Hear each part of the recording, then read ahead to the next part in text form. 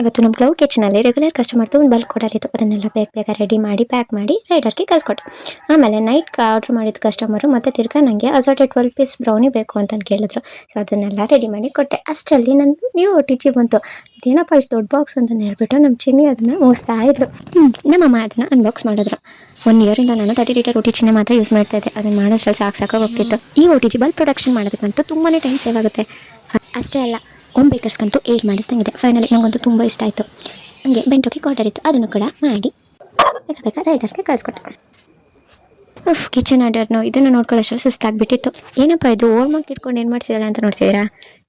Plum ಕೇಕ್ನ soak ಮಾಡೋದಕ್ಕೆ.